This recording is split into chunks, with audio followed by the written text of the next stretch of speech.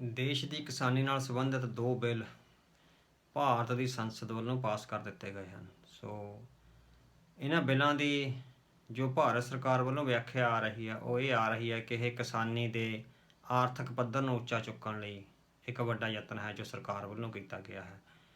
ਵੱਖ-ਵੱਖ ਸਰਕਾਰੀ ਮਾਧਿਅਮਾਂ ਰਾਹੀਂ, ਸਰਕਾਰੀ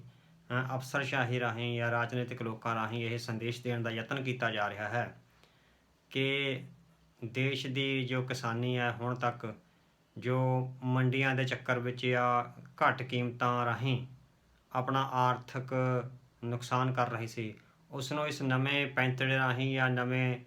ਜਿਹੜੇ ਆਰਥਿਕ ਬਿੱਲ ਨੇ ਕਿਸਾਨੀ ਨਾਲ ਸੰਬੰਧਿਤ ਤਿੰਨ ਵੀ ਉਹਨਾਂ ਰਾਹੀਂ ਉਹਨੂੰ ਵੱਡੀ ਰਾਹਤ ਮਿਲੇਗੀ ਔਰ ਉਹਦਾ ਜਿਹੜਾ ਜੀਵਨ ਪੱਧਰ ਆ ਉਹ ਉੱਚਾ ਹੋ ਜਾਵੇਗਾ। ਦੂਜੇ ਪਾਸੇ ਇਹ ਹੈਗਾ ਵੀ ਇਸ ਕਿਸਾਨੀ ਵਾਲੇ ਬਿੱਲਾਂ ਦੀ ਮਾਰ ਨਾਲ ਸਭ ਤੋਂ ਵੱਧ ਪ੍ਰਭਾਵਿਤ ਹੋਣ ਵਾਲੇ ਪੰਜਾਬ ਦੇ ਕਿਸਾਨ ਅਤੇ ਕੁਝ ਹਿੱਸਿਆਂ ਵਿੱਚ ਹਰਿਆਣੇ ਦੇ ਕਿਸਾਨ ਆ ਜਿਹੜੇ ਉਹ ਇਹਨਾਂ ਬਿੱਲਾਂ ਦੇ ਖਿਲਾਫ ਸੜਕਾਂ 'ਤੇ ਉਤਰ ਆਏ ਹਨ। ਪੰਜਾਬ ਦੇ ਕਿਸਾਨ, ਜੇ ਆਪਾਂ ਮੁੱਖ ਤੌਰ 'ਤੇ ਗੱਲ ਕਰੀਏ ਤਾਂ ਇਸ ਦਾ ਜਿਹੜੀ ਵੱਡੀ ਸੱਟ ਹੈ ਉਹ ਪੰਜਾਬ ਦੇ ਕਿਸਾਨ ਦੀ ਆਰਥਿਕਤਾ ਨੂੰ ਲੱਗੇਗੀ। ਹਾਲ ਦੀ ਘੜੀ ਵੀ ਜਿਹੜੀਆਂ ਸਮੁੱਚੀਆਂ ਜਥੇਬੰਦੀਆਂ ਜਾਂ ਜੋ ਸਮੁੱਚੇ ਸੰਘਰਸ਼ੀਲ ਜਥੇਬੰਦੀਆਂ ਨੇ ਉਹ ਜੋ ਸੰਘਰਸ਼ ਕਰ ਰਹੀਆਂ ਨੇ ਉਹ ਆਰਥਿਕਤਾ ਦੇ ਮੁੱਦੇ ਨੂੰ ਲੈ ਕੇ ਕਰ ਰਹੀਆਂ ਨੇ। ਪਰ ਅਸੀਂ ਸਮਝਦੇ ਹਾਂ ਕਿ ਬੇਸ਼ੱਕ ਭਾਰਤ ਸਰਕਾਰ ਵੱਲੋਂ ਪਾਸ ਕੀਤੇ ਹੋਏ ਜਿਹੜੇ ਬਿੱਲ ਨੇ ਕਿਸਾਨੀ ਦੀਆਂ ਕੀਮਤਾਂ ਸੰਬੰਧੀ ਜਾਂ ਕਿਸਾਨੀ ਦੀਆਂ ਜਿਹੜੀਆਂ ਜਿਣਸਾਂ ਨੇ ਉਹਨਾਂ ਦੀ ਖਰੀਦੋ ਫਰੋਖਤ ਸੰਬੰਧੀ ਉਹਨਾਂ ਦੀ ਤਨਜ਼ ਹੈ ਜਿਹੜੀ ਉਹ ਆਰਥਿਕ ਹੈ, ਪਰ ਇਸ ਆਰਥਿਕ ਤਨਜ਼ ਦੇ ਪਿੱਛੇ ਉਲਝੇ ਰਹਿ ਕੇ ਉਹਨਾਂ ਨੇ ਇੱਕ ਸਿਆਸੀ ਸੰਦੇਸ਼ ਦਿੱਤਾ ਹੈ। ਉਸ ਸਿਆਸੀ ਸੰਦੇਸ਼ ਨੂੰ ਸਮਝੇ ਤੋਂ ਬਿਨਾਂ ਜਾਂ ਉਸ ਦੀਆਂ ਜੜ੍ਹਾਂ ਬੁੱਝੇ ਤੋਂ ਬਿਨਾਂ ਇਸ ਸੰਘਰਸ਼ ਨੂੰ ਨਾ ਅੱਗੇ ਵਧਾਇਆ ਜਾ ਸਕੇਗਾ, ਨਾ ਕੋਈ ਫਤਿਹ ਹਾਸਲ ਕੀਤੀ ਜਾ ਸਕੇਗੀ। ਆਰਥਿਕ ਬਿੱਲਾਂ ਦੇ ਪਰਦੇ ਹੇਠ ਜੋ ਸਿਆਸੀ ਸੰਦੇਸ਼ ਪੰਜਾਬ ਦੇ ਕਿਸਾਨਾਂ ਨੂੰ, ਖਾਸ ਕਰਕੇ ਸਿੱਖਾਂ ਨੂੰ ਦਿੱਤਾ ਗਿਆ ਹੈ ਉਹ ਹੈ ਕਿ ਸੰਘੀ ਢਾਂਚੇ ਦੀ ਜਿਹੜੀ ਹੈਗੀ ਆ ਉਹ ਨਿਪੇੜ ਦਿੱਤੀ ਗਈ ਹੈ। ਜਿਹੜੀ ਸੰਘੀ ਆ ਉਹ ਦੱਬ ਦਿੱਤੀ ਗਈ ਹੈ, ਘੁੱਟ ਦਿੱਤੀ ਗਈ ਹੈ। ਉਹ ਕਿਸ ਤਰ੍ਹਾਂ, ਜੋ ਕਿਸਾਨੀ ਦਾ ਮੁੱਦਾ ਹੈ ਜਾਂ ਜੋ ਜ਼ਮੀਨਾਂ ਨਾਲ ਸੰਬੰਧਿਤ ਨੇ ਜਿਹਨੂੰ ਫਾਰਮਿੰਗ ਕਹਿੰਦੇ ਹੈਗੇ ਆਪਾਂ, ਫਾਰਮਿੰਗ ਦਾ ਜਿਹੜਾ ਸਮੁੱਚਾ ਮੁੱਦਾ ਹੈ ਭਾਰਤ ਦੇ ਸੰਵਿਧਾਨ ਅਧੀਨ ਉਹ ਰਾਜਾਂ ਦੇ ਅਧਿਕਾਰ ਹੇਠ ਆਉਂਦਾ ਹੈ। ਜ਼ਮੀਨਾਂ ਸੰਬੰਧੀ, ਉਸ ਦੀ ਖਰੀਦੋ ਫਰੋਖਤ ਸੰਬੰਧੀ ਜਾਂ ਉਸ ਨਾਲ ਸੰਬੰਧਿਤ ਹੋਰ ਕਾਨੂੰਨ ਬਣਾਉਣ ਸੰਬੰਧੀ ਜੋ ਮੁੱਖ ਤੌਰ 'ਤੇ ਕਾਰਜ ਕਰਨੇ ਨੇ ਉਹ ਸਟੇਟ ਸਬਜੈਕਟ ਹੈ, ਰਾਜਾਂ ਦੇ ਅਧੀਨ ਆਉਂਦਾ ਹੈ। ਕੇਂਦਰ ਸਰਕਾਰ ਸਿਰਫ ਜਿਹੜਾ ਮਿਨੀਮਮ ਸਪੋਰਟ ਪ੍ਰਾਈਸ ਆ, ਘੱਟੋ ਘੱਟ ਸੂਚਕ ਮੁੱਲ ਆ ਜਿਹੜਾ ਉਹ ਇੱਕ ਤਰ੍ਹਾਂ ਨਾਲ ਤੈਅ ਕਰਦੀ ਸੀ, ਪਰ ਜਿਹੜਾ ਉਹਦਾ ਮੰਡੀਕਰਨ ਹੈ ਉਹ ਸਾਰਾ ਰਾਜ ਕਰਦੇ ਸਨ, ਜਿਨ੍ਹਾਂ ਰਾਜਾਂ ਵਿੱਚ ਵੀ ਇਹ ਲਾਗੂ ਹੁੰਦਾ ਸੀ, ਕਿਉਂਕਿ ਭਾਰਤ ਦੇ ਬਹੁਤੇ ਰਾਜਾਂ ਵਿੱਚ ਇਹ ਪ੍ਰਬੰਧ ਨਹੀਂ ਸੀ। ਪੰਜਾਬ, ਹਰਿਆਣਾ ਅਤੇ ਪੱਛਮੀ ਉੱਤਰ ਪ੍ਰਦੇਸ਼ ਵਿੱਚ ਇਹ ਪ੍ਰਬੰਧ ਮੌਜੂਦਾ ਸੀ, ਜਿਹਦੇ ਵਿੱਚ ਜਿਹੜੇ ਇਹਨਾਂ ਰਾਜਾਂ ਦੇ ਮੰਡੀ ਬੋਰਡ ਸੀ ਉਹ ਸਰਕਾਰ ਲਈ ਜਿਹੜੀਆਂ ਜਿਣਸਾਂ ਖਰੀਦਦੇ ਸੀ ਅਤੇ ਕਿਸਾਨਾਂ ਨੂੰ ਜਿਹੜੀਆਂ ਅਦਾਇਗੀਆਂ ਕਰਦੇ ਸੀ। ਇਹ ਰਾਜਾਂ ਦਾ ਇੱਕ ਸਬਜੈਕਟ ਸੀ ਜਿਸ ਨੂੰ ਸੰਵਿਧਾਨਕ ਤੌਰ 'ਤੇ ਤਾਂ ਇਹ ਕੀਤਾ ਜਾਣਾ ਚਾਹੀਦਾ ਸੀ ਵੀ ਜਾਂ ਤਾਂ ਉਹਨੂੰ ਕੇਂਦਰ ਦੀ ਸੂਚੀ ਵਿੱਚ ਪਾਇਆ ਜਾਂਦਾ, ਪਹਿਲਾਂ ਉਹਦੇ 'ਤੇ ਬਹਿਸ ਹੁੰਦੀ ਲੋਕ ਸਭਾ ਵਿੱਚ, ਅਤੇ ਉਸ ਤਰ੍ਹਾਂ ਜਾਂ ਫਿਰ ਉਹਨੂੰ ਜਿਹੜੀ ਸਾਂਝੀ ਸੂਚੀ ਹੈ ਜਿਹਨੂੰ ਕਨਕਰੈਂਟ ਸੂਚੀ ਕਹਿੰਦੇ ਆ ਉਹਦੇ ਵਿੱਚ ਪਾਇਆ ਜਾਂਦਾ।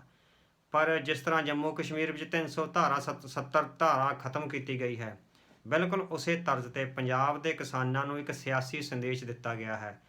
ਕਿ ਜਿਨ੍ਹਾਂ ਨੇ ਸੰਘੀ ਢਾਂਚੇ ਦੀ ਮਜ਼ਬੂਤੀ ਲਈ ਸੰਘਰਸ਼ ਕੀਤਾ, ਚਾਹੇ ਉਹ ਸ਼੍ਰੀ ਅਨੰਦਪੁਰ ਸਾਹਿਬ ਦਾ ਮਤਾ ਸੀ ਜਾਂ ਧਰਮ ਯੁੱਧ ਮੋਰਚਾ ਸੀ, ਉਸ ਅਧੀਨ ਜਿਨ੍ਹਾਂ ਲੋਕਾਂ ਨੇ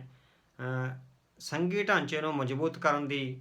ਯੋਜਨਾ ਬਣਾਈ ਜਾਂ ਸੰਘਰਸ਼ ਕੀਤਾ, ਉਹਨਾਂ ਨੂੰ ਇਹ ਸੰਦੇਸ਼ ਦਿੱਤਾ ਗਿਆ ਹੈ ਕਿ ਇਸ ਦੇਸ਼ ਨੂੰ ਸਮੁੱਚੇ ਤੌਰ 'ਤੇ ਕੇਂਦਰੀਕ੍ਰਿਤ ਕਰਨ ਦੇ ਜਿਹੜੇ ਮਨਸ਼ੇ ਨੇ ਉਹ ਸੱਤਾਧਾਰੀ ਤਾਕਤਾਂ ਦੇ ਹਨ। ਬੇਸ਼ੱਕ ਜਿਹੜੇ ਖੇਤੀ ਸੁਧਾਰ ਬਿੱਲ ਪੇਸ਼ ਕੀਤੇ ਗਏ ਨੇ ਉਹਨਾਂ ਦੀ ਤਨਜ਼ ਆਰਥਿਕ ਹੈ, ਪਰ ਉਹਨਾਂ ਦੇ ਪਿੱਛੇ ਸੰਦੇਸ਼ ਹੈ ਜਿਹੜਾ ਉਹ ਸਿਆਸੀ ਹੈ। ਇਹ ਲੋਕ ਜਿਨ੍ਹਾਂ ਨੇ ਇਹ ਪਾਸ ਕੀਤੇ ਨੇ ਬਿੱਲ ਉਹ ਇਹ ਭੁੱਲ ਗਏ ਹਨ ਕਿ ਜੇ ਸੰਘੀ ਢਾਂਚੇ ਨੂੰ ਮਜ਼ਬੂਤ ਕਰਨ ਲਈ ਸਿੱਖ ਪੰਥ ਨੇ, ਪੰਜਾਬੀਆਂ ਨੇ ਜਾਂ ਖਾਲਸਾ ਕੌਮ ਨੇ ਜੋ ਸੰਘਰਸ਼ ਕੀਤਾ ਧਰਮ ਯੁੱਧ ਮੋਰਚੇ ਰਾਹੀਂ, ਉਸਨੇ ਤਾਨਾਸ਼ਾਹ ਇੰਦਰਾ ਗਾਂਧੀ ਦੀ ਧੌਣ ਨੀਵੀਂ ਕੀਤੀ, ਉਸ ਦੀਆਂ ਤਾਨਾਸ਼ਾਹੀਆਂ ਨੂੰ ਹਾਰ ਦਿੱਤੀ, ਤਾਂ ਉਸ ਧਰਮ ਯੁੱਧ ਮੋਰਚੇ ਕਰਕੇ ਹੀ ਭਾਰਤ ਦੇ ਵੱਖ-ਵੱਖ ਰਾਜਾਂ ਵਿੱਚ ਖੇਤਰੀ ਪਾਰਟੀਆਂ ਮਜ਼ਬੂਤ ਹੋਈਆਂ ਔਰ ਉਹਨਾਂ ਖੇਤਰੀ ਪਾਰਟੀਆਂ ਦੇ ਲੀਡਰ ਆ ਜਿਹੜੇ ਉਹ ਸੱਤਾ 'ਤੇ ਕਾਬਜ਼ ਹੋਏ। ਆਮ ਤੌਰ 'ਤੇ ਬੇਸ਼ੱਕ ਸਿੱਖਾਂ ਵਿੱਚ ਇਹ ਗੱਲ ਕੁਝ ਲੋਕ ਨੇ ਜਿਹੜੇ ਉਹ ਇਹ ਕਰਦੇ ਹੋਣਗੇ ਕਿ ਧਰਮ ਯੁੱਧ ਮੋਰਚੇ ਦਾ ਕੋਈ ਫਾਇਦਾ ਨਹੀਂ ਹੋਇਆ, ਸਿੱਖਾਂ ਨੇ ਅਜਾਈਂ ਗ੍ਰਿਫਤਾਰੀਆਂ ਗਵਾਈਆਂ ਤੇ ਬਹੁਤ ਸਾਰੀਆਂ ਸ਼ਹਾਦਤਾਂ ਦਿੱਤੀਆਂ। ਪਰ ਜੇ ਇਸ ਨੂੰ ਭਾਰਤ ਦੇ ਪਰਸਪੈਕਟਿਵ ਵਿੱਚ ਦੇਖਿਆ ਜਾਵੇ ਤਾਂ ਦੇਖਿਆ ਜਾ ਸਕਦਾ ਹੈ ਕਿ ਧਰਮ ਯੁੱਧ ਮੋਰਚੇ ਤੇ ਸੰਘੀ ਢਾਂਚੇ ਨੂੰ ਮਜ਼ਬੂਤ ਕਰਨ ਦਾ ਸਿੱਖਾਂ ਦਾ ਜਿੰਨਾ ਵੀ ਸੰਘਰਸ਼ ਸੀ, ਉਸ ਨੇ ਭਾਰਤ ਦੇ ਸਮੁੱਚੇ ਢਾਂਚੇ ਵਿੱਚ ਅਜਿਹੀਆਂ ਤਬਦੀਲੀਆਂ ਲਿਆਂਦੀਆਂ ਕਿ ਜਿਨ੍ਹਾਂ ਲੋਕਾਂ ਨੇ ਸੱਤਾ ਦਾ ਕਦੇ ਸੁਪਨਾ ਵੀ ਨਹੀਂ ਸੀ ਲਿਆ, ਮੁਲਾਇਮ ਸਿੰਘ ਯਾਦਵ ਵਰਗੇ, ਲਾਲੂ ਪ੍ਰਸਾਦ ਯਾਦਵ ਵਰਗੇ, ਨਤੀਸ਼ ਕੁਮਾਰ ਵਰਗੇ, ਜਾਂ ਦੱਖਣੀ ਭਾਰਤ ਵਿੱਚ ਜਿੰਨੀਆਂ ਵੀ ਜਥੇਬੰਦੀਆਂ ਕਾਰਜ ਕਰ ਰਹੀਆਂ ਨੇ, ਉਹਨਾਂ ਦਾ ਸਾਰਾ ਸਿਹਰਾ ਜੇ ਆਪਾਂ ਕਹਿ ਸਕੀਏ ਕਿ ਧਰਮ ਯੁੱਧ ਮੋਰਚੇ ਦੇ ਜਾਂਦਾ ਹੈ। ਜੇ ਨਰਿੰਦਰ ਮੋਦੀ ਵੀ ਇੰਦਰਾ ਗਾਂਧੀ ਦੀ ਤਾਨਾਸ਼ਾਹੀ ਜਾਂ ਕਾਂਗਰਸ ਦੀ ਤਾਨਾਸ਼ਾਹੀ ਨੂੰ ਉਲੱਦ ਕੇ ਗੁਜਰਾਤ ਦਾ ਮੁੱਖ ਮੰਤਰੀ ਬਣਨ ਵਿੱਚ ਕਾਮਯਾਬ ਹੋਇਆ, ਤਾਂ ਉਸ ਦਾ ਵੱਡਾ ਸਿਲਾ ਸਿੱਖਾਂ ਦੇ ਧਰਮ ਯੁੱਧ ਮੋਰਚੇ ਨੂੰ ਜਾਂਦਾ ਹੈ ਕਿ ਸਿੱਖਾਂ ਨੇ ਸੰਘੀ ਢਾਂਚੇ ਦੀ ਮਜ਼ਬੂਤੀ ਲਈ ਸੰਘਰਸ਼ ਕਰਿਆ, ਜਿਸ ਅਧੀਨ ਨਰਿੰਦਰ ਮੋਦੀ ਵਰਗੇ ਲੋਕ ਗੁਜਰਾਤ ਦੇ ਮੁੱਖ ਮੰਤਰੀ ਬਣਨ ਵਿੱਚ ਕਾਮਯਾਬ ਹੋਏ। ਸੋ ਅੱਜ ਜਦੋਂ ਉਹ ਗੁਜਰਾਤ ਦਾ ਸਾਬਕਾ ਮੁੱਖ ਮੰਤਰੀ ਦੇਸ਼ ਦਾ ਪ੍ਰਧਾਨ ਮੰਤਰੀ ਬਣ ਗਿਆ ਹੈ, ਤਾਂ ਉਹ ਉਸ ਸੰਘੀ ਢਾਂਚੇ ਨੂੰ ਪੂਰੀ ਤਰ੍ਹਾਂ ਤਬਾਹ ਕਰਨ ਅਤੇ ਉਸ ਦੇ ਖਿਲਾਫ ਮੁਹਿੰਮ ਵਿੱਢਣ ਦੇ ਮੋਹਰੀਆਂ ਵਿੱਚ ਹੈ। ਸੋ ਹੁਣ ਉਹ ਇੱਕ ਦੇਸ਼, ਇੱਕ ਰਾਸ਼ਨ ਕਾਰਡ, ਇੱਕ ਮੰਡੀ, ਇੱਕ ਟੈਕਸ ਜਾਂ ਇਸ ਤਰ੍ਹਾਂ ਦੀਆਂ ਜਿਹੜੀਆਂ ਸਾਰੀਆਂ ਗੱਲਾਂ ਨੇ ਉਹ ਕਰ ਰਹੇ ਨੇ। ਹਾਲਾਂਕਿ ਇਹ ਬਿਲਕੁਲ ਸਪਸ਼ਟ ਹੈ ਕਿ ਭਾਰਤ ਇੱਕ ਰਾਸ਼ਟਰ ਨਹੀਂ ਹੈ, ਇੱਕ ਨੇਸ਼ਨ ਨਹੀਂ ਹੈ, ਬਹੁ ਕੌਮੀ ਦੇਸ਼ ਹੈ। ਇਹਦੇ ਵਿੱਚ ਬਹੁਤ ਸਾਰੀਆਂ ਜਿਹੜੀਆਂ ਕੌਮਾਂ ਨੇ ਉਹ ਵਸਦੀਆਂ ਨੇ। ਸੋ ਹੁਣ ਜੋ ਖਾਸ ਕਰਕੇ ਇਸ ਬਿੱਲ ਦਾ ਜੋ ਸਭ ਤੋਂ ਵੱਧ ਪ੍ਰਭਾਵ ਪੈਣਾ ਹੈ ਉਹ ਪੰਜਾਬ ਦੀ ਕਿਸਾਨੀ ਔਰ ਸਿੱਖਾਂ 'ਤੇ ਪੈਣਾ ਹੈ। ਹਰਿਆਣੇ ਵਿੱਚ ਵੀ ਇਹਦਾ ਬਹੁਤ ਜ਼ਿਆਦਾ ਅਸਰ ਹੋਵੇਗਾ। ਹਰਿਆਣੇ ਵਿੱਚ ਵੀ ਵੱਡੀ ਪੱਧਰ 'ਤੇ ਜਿਹੜੀ ਸਿੱਖ ਕਿਸਾਨੀ ਹੈ ਉਹ ਵਸਦੀ ਹੈ। ਸੋ ਇਸ ਦੇ ਅਧੀਨ ਉਹਨਾਂ ਨੇ ਸੰਦੇਸ਼ ਦਿੱਤਾ ਹੈ ਕਿ ਸੰਘੀ ਢਾਂਚੇ ਦੀ ਹਮਾਇਤ ਕਰਨ ਵਾਲੀਆਂ ਤਾਕਤਾਂ ਦੀ ਜਿਹੜੀ ਸੰਘੀ ਹੈ ਉਹ ਨਪੀੜਨ ਦਾ ਯਤਨ ਹੈ ਜਿਹੜਾ ਉਹ ਸ਼ੁਰੂ ਹੋ ਗਿਆ ਹੋਇਆ ਹੈ। ਸੋ ਹੁਣ ਜੋ ਮੋਰਚੇ ਨੇ ਜਾਂ ਜੋ ਸੰਘਰਸ਼ ਨੇ,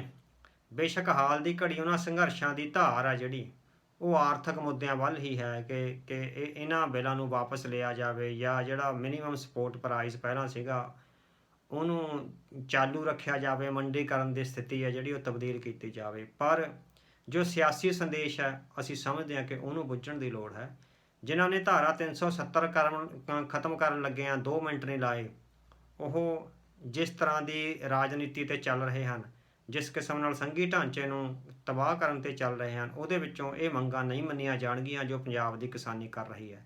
ਸੋ ਇਹਦਾ ਹੱਲ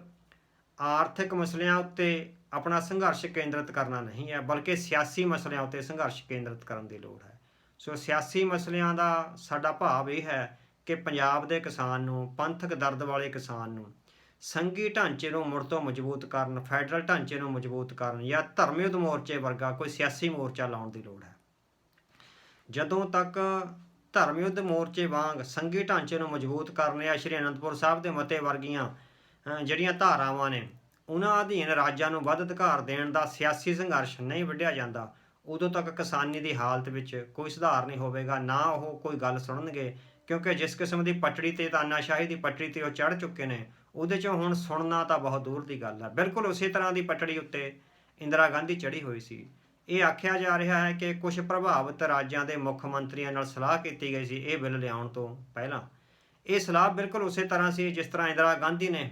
ਦਰਬਾਰਾ ਸਿੰਘ ਦੀ ਧੌਣ 'ਤੇ ਗੋਡਾ ਰੱਖ ਕੇ ਪਾਣੀਆਂ ਬਾਰੇ ਬਿੱਲ 'ਤੇ ਸਾਈਨ ਕਰਾਏ ਸਨ। ਸੋ ਜਿਹੜੀ ਸਲਾਹ ਹੁੰਦੀ ਹੈ, ਜਦੋਂ ਬਹੁ ਗਿਣਤੀ ਹੁੰਦੀ ਹੈ ਕੇਂਦਰ ਵਿੱਚ ਸਰਕਾਰਾਂ ਦੀ, ਤਾਂ ਸਾਨੂੰ ਸਾਰਿਆਂ ਨੂੰ ਪਤਾ ਹੈ ਕਿ ਸਲਾਹ ਕਿਸ ਤਰ੍ਹਾਂ ਕੀਤੀ ਜਾਂਦੀ ਹੈ ਅਤੇ ਕਿਸ ਤਰ੍ਹਾਂ ਕਰਵਾਈ ਜਾਂਦੀ ਹੈ। ਮਸਲਾ ਇਹ ਹੈ ਕਿ ਹੁਣ ਜਿਹੜੀ ਲੜਾਈ ਹੈ ਉਸ ਨੂੰ ਰਾਜਨੀਤਿਕ ਪਿੜ ਵਿੱਚ ਵਿੱਢਣ ਦੀ ਲੋੜ ਹੈ। ਜਿਹੜਾ ਸ਼ਾਂਤਮਈ ਜਮਹੂਰੀ ਜਿਹੜਾ ਸੰਘਰਸ਼ ਹੈ ਸੰਘੀ ਢਾਂਚੇ ਨੂੰ ਮਜ਼ਬੂਤ ਕਰਨ ਦਾ, ਉਹਨੂੰ ਕਰਨ ਦੀ ਲੋੜ ਹੈਗੀ ਹੈ। ਅਤੇ ਵੱਡਾ ਸਵਾਲਾਂ ਦਾ ਸਵਾਲ ਸਾਹਮਣੇ ਇਹ ਆਉਂਦਾ ਹੈ ਕਿ ਉਸ ਸੰਘੀ ਢਾਂਚੇ ਨੂੰ ਜੋ ਦੀ ਮਜ਼ਬੂਤੀ ਲਈ ਜੋ ਸੰਘਰਸ਼ ਚਲਾਇਆ ਜਾਵੇਗਾ ਉਹਦੀ ਅਗਵਾਈ ਕੌਣ ਕਰੇਗਾ। ਸਭ ਤੋਂ ਵੱਡਾ ਸਵਾਲ ਹੈ ਜਿਹੜਾ ਸਿੱਖਾਂ ਦੇ ਸਾਹਮਣੇ ਔਰ ਪੰਜਾਬ ਦੇ ਸਾਹਮਣੇ ਉਹੀ ਹੈ, ਕਿਉਂਕਿ ਜਿਸ ਕਿਸਮ ਦੀ ਲੀਡਰਸ਼ਿਪ ਪਿਛਲੇ 25-30 ਸਾਲਾਂ ਵਿੱਚ ਪੰਜਾਬ ਵਿੱਚ ਉੱਭਰ ਕੇ ਆਈ ਹੈ, ਉਹਦੇ ਵਿੱਚੋਂ ਕਿਸੇ ਵੀ ਧਿਰ ਤੋਂ ਅਸੀਂ ਉਮੀਦ ਨਹੀਂ ਕਰ ਸਕਦੇ ਕਿ ਉਹ ਪੰਜਾਬ ਦੇ ਹੱਕਾਂ ਹਿੱਤਾਂ ਲਈ, ਉਹ ਖਾਸ ਕਰਕੇ ਸਿੱਖਾਂ ਦੇ ਹੱਕਾਂ ਹਿੱਤਾਂ ਲਈ ਕੋਈ ਲੰਮਾ ਅਤੇ ਜਾਨਦਾਰ ਸੰਘਰਸ਼ ਹੈ ਜਿਹੜਾ ਵਿੱਢ ਸਕਦੀ ਹੈ। ਹਰ ਤਰ੍ਹਾਂ ਦੇ ਅਕਾਲੀ, ਹਰ ਤਰ੍ਹਾਂ ਦੇ ਕਾਂਗਰਸੀ, ਹਰ ਤਰ੍ਹਾਂ ਦੀਆਂ ਤੀਜੀ ਧਿਰ ਵਾਲੀਆਂ ਪਾਰਟੀਆਂ ਜਾਂ ਹਰ ਤਰ੍ਹਾਂ ਦੀਆਂ ਜਿਹੜੀਆਂ ਪੰਥਕ ਜਾਂ ਰੈਡੀਕਲ ਧਿਰਾਂ ਨੇ, ਉਹਨਾਂ ਵਿੱਚੋਂ ਸਾਨੂੰ ਕੋਈ ਵੀ ਅਜਿਹਾ ਨਹੀਂ ਦਿਖਦਾ ਜੋ ਉਸ ਇਮਾਨਦਾਰ, ਜਾਂਬਾਜ਼ ਅਤੇ ਲੰਬੇ ਚੱਲਣ ਵਾਲੇ ਸੰਘਰਸ਼ ਦੀ ਅਗਵਾਈ ਕਰ ਸਕੇ। ਸੋ ਇਸ ਵੇਲੇ ਵੱਡਾ ਸਵਾਲ ਸਿੱਖ ਪੰਥ ਦੇ ਸਾਹਮਣੇ ਜਾਂ ਪੰਜਾਬੀਆਂ ਦੇ ਸਾਹਮਣੇ ਇਹੋ ਹੀ ਹੈ ਕਿ ਉਸ ਸੰਘੀ ਢਾਂਚੇ ਨੂੰ ਮਜ਼ਬੂਤ ਕਰਨ ਵਾਲੇ ਜੋ ਸੰਘਰਸ਼ ਆ ਉਹਦੀ ਅਗਵਾਈ ਕੌਣ ਕਰੇਗਾ। ਅਸੀਂ ਸਮਝਦੇ ਹਾਂ ਕਿ ਪੰਜਾਬ ਨੂੰ ਧਾਰਮਿਕ ਤੌਰ 'ਤੇ ਔਰ ਰਾਜਨੀਤਿਕ ਤੌਰ 'ਤੇ ਇਸ ਵੇਲੇ ਕਥਨੀ ਤੇ ਕਹਿਣੀ ਦੇ ਸੂਰੇ, ਉੱਚੇ ਅਖਲਾਕ ਵਾਲੇ ਤੇ ਬੰਦਗੀ ਵਾਲੇ ਲੋਕਾਂ ਦੀ ਲੋੜ ਹੈ। ਸੋ ਜੋ ਵਰਤਮਾਨ ਰਾਜਨੀਤੀਵਾਨ ਨੇ ਉਹ ਗੁਰਬਾਣੀ ਤੋਂ ਦੂਰ ਨੇ, ਗੁਰੂ ਦੀ ਸਿੱਖਿਆ ਤੋਂ ਦੂਰ ਨੇ, ਗੁਰਮਤਿ ਦੀਆਂ ਸੇਧਾਂ ਤੋਂ ਦੂਰ ਨੇ। ਖਾਲਸਾ ਪੰਥ ਨੂੰ ਤੇ ਪੰਜਾਬ ਨੂੰ ਉਹ ਲੀਡਰਸ਼ਿਪ ਹੀ ਅਗਵਾਈ ਦੇ ਸਕਦੀ ਹੈ ਤੇ ਉਹ ਲੀਡਰਸ਼ਿਪ ਹੀ ਪੰਜਾਬ ਨੂੰ ਬਚਾ ਸਕਦੀ ਹੈ ਜਿਨ੍ਹਾਂ ਦਾ ਅਖਲਾਕ ਉੱਚਾ ਹੋਵੇ, ਜੋ ਬੰਦਗੀ ਵਾਲੀਆਂ ਰੂਹਾਂ ਹੋਣ, ਜੋ ਅਮੀਰਾਨਾ ਅੰਦਾਜ਼ ਵਿੱਚ ਨਾ ਵਿਚਰਨ ਬਲਕਿ ਬਹੁਤ ਹੀ ਸਹਿਜ ਵਿਚਰਨ ਵਾਲੀਆਂ, ਗਰੀਬੀ ਗਧਾ ਹਮਾਰੀ ਵਾਲੀਆਂ, ਉੱਚੇ ਸੁੱਚੇ ਜੀਵਨ ਵਾਲੀਆਂ ਤੇ ਉੱਚੇ ਅਖਲਾਕ ਵਾਲੀਆਂ ਜਿਹੜੀਆਂ ਰੂਹਾਂ ਨੇ, ਸੋ ਉਹਨਾਂ ਦੀ ਪੰਜਾਬ ਨੂੰ ਉਡੀਕ ਹੈ। ਜਦੋਂ ਪੰਜਾਬ ਨੂੰ ਉਸ ਕਿਸਮ ਦੀ ਲੀਡਰਸ਼ਿਪ ਪ੍ਰਾਪਤ ਹੋਵੇਗੀ ਤਾਂ ਇਹ ਨਹੀਂ ਵੀ ਲੀਡਰਸ਼ਿਪ ਨਹੀਂ ਹੈ, ਲੀਡਰਸ਼ਿਪ ਬੈਠੀ ਹੁੰਦੀ ਹੈ, ਤੁਹਾਡੀਆਂ ਸਫਾਂ ਵਿੱਚ ਹੀ ਬੈਠੀ ਹੁੰਦੀ ਹੈ, ਬਲਕਿ ਉਸ ਨੂੰ ਜਗਾਉਣ ਦੀ ਜਾਂ ਉਸ ਨੂੰ ਨਿਰੰਤਰ ਅੱਗੇ ਲਿਆਉਣ ਦੀ ਲੋੜ ਹੁੰਦੀ ਹੈ। ਸੋ ਬੰਦਗੀ ਵਾਲੀਆਂ ਰੂਹਾਂ, ਧਾਰਮਿਕ ਤੌਰ 'ਤੇ ਪਰਪੱਕ ਅਤੇ ਉੱਚੇ ਅਖਲਾਕ ਵਾਲੀਆਂ ਰੂਹਾਂ ਹੀ ਪੰਜਾਬ ਨੂੰ ਇਸ ਤਰਾਸਦੀ ਵਿੱਚੋਂ ਕੱਢ ਸਕਦੀਆਂ ਨੇ। ਵਰਤਮਾਨ ਸਮੇਂ ਜੋ ਇਹ ਬਿੱਲ ਪਾਸ ਹੋਏ ਨੇ ਇਹ ਆਰਥਿਕ ਨਹੀਂ ਹਨ, ਇਹਨਾਂ ਦਾ ਸੰਦੇਸ਼ ਸਿਆਸੀ ਹੈ। ਸੋ ਸਿਆਸਤ ਦੀ ਲੜਾਈ ਧਾਰਮਿਕ ਤੌਰ 'ਤੇ ਪਰਪੱਕ ਅਤੇ ਉੱਚੇ ਕਿਰਦਾਰ ਵਾਲੀਆਂ, ਬੰਦਗੀ ਵਾਲੀਆਂ ਰੂਹਾਂ ਹੀ ਲੜ ਸਕਦੀਆਂ ਹਨ। ਪੰਜਾਬ ਨੂੰ ਉਹਨਾਂ ਰੂਹਾਂ ਦੀ ਤਲਾਸ਼ ਹੈ, ਪੰਜਾਬ ਲਗਾਤਾਰ ਉਹਨਾਂ ਰੂਹਾਂ ਦੀ ਭਾਲ ਵਿੱਚ ਹੈ ਜੋ ਕਿਸੇ ਦਿਨ ਆਉਣਗੀਆਂ ਅਤੇ ਦਸ਼ਮੇਸ਼ ਪਿਤਾ ਦੇ ਨਾਦੀ ਪੁੱਤਰਾਂ ਦੇ ਵਾਂਗ ਉਹ ਪੰਜਾਬ ਦੀ ਅਗਵਾਈ ਕਰਨਗੀਆਂ। ਸੋ ਅੱਜ ਦੀ ਸਾਡੇ ਇਸ ਵਿਚਾਰ ਚਰਚਾ ਦਾ ਵੱਡਾ ਵਿਸ਼ਾ ਹੀ ਇਹ ਸੀ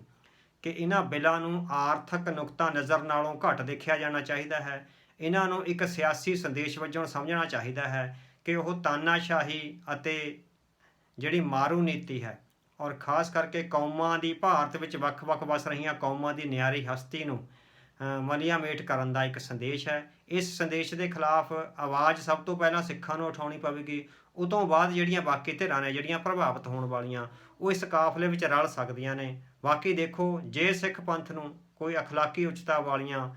ਜਿਹੜੀਆਂ ਰੂਹਾਂ ਨੇ ਉਹ ਮਿਲ ਜਾਂਦੀਆਂ ਨੇ ਤਾਂ ਸੰਘੀ ਢਾਂਚੇ ਦੀ ਮਜ਼ਬੂਤੀ ਲਈ ਇੱਕ ਜਮਹੂਰੀ ਸੰਘਰਸ਼ ਹੈ ਜੋ ਉਹ ਅੱਗੇ ਵਧਾਇਆ ਜਾ ਸਕਦਾ ਹੈ।